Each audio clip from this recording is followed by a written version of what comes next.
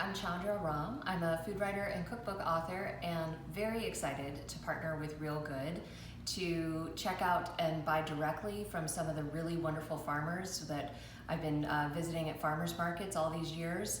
This is a great way for you to be able to get their products directly at home. So I'm really excited to show you how I'm using some of the beets that Marty Spence at Spence Farm has available. These are beautiful baby beets, raw, ready to go. What I'm gonna do is roast them for a beet salad. So roasting beets is super, super easy. What you do is just take a little bit of foil. I like to trim the little, the long tails off of them. Kind of stab them a couple of times.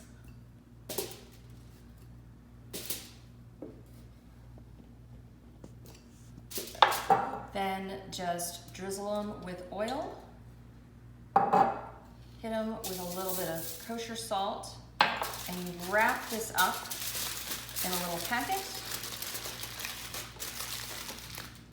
and throw it in the oven. I usually do a 400-degree oven and probably roast these for about 45 minutes and then check them just to see how they look and if they're ready to go.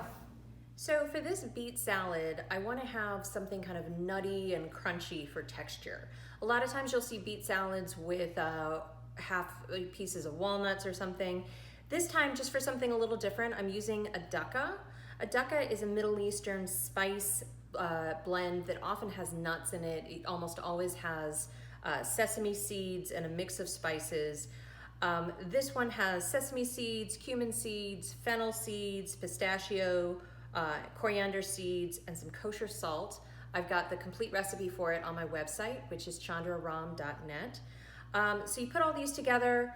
I've got them in a mortar and pestle, but you can grind them up in, I use an old coffee grinder to grind spices. You can use a spice grinder.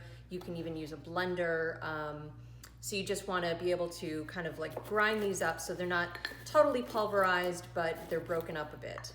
I'm also going to pair this with some feta cheese from Wisconsin that was also available through Real Good. And then of course our beets. So these beets are just out of the oven. Checking them, knife goes in them really quickly and easily so I know they're ready. These are a little warm, but you'll want to probably let them cool off a little bit more at home. Let them cool off, and then what happens is you can just kind of press the skins off of them.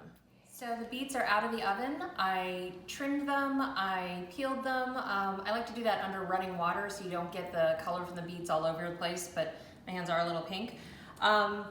These are gorgeous baby beets. One thing I really love is that we've got a mixture of golden and deep red beets. And so I always feel like that's a visual cue to people that these aren't those sort of awful beets that we all had in our childhood. This is a pretty simple vinaigrette.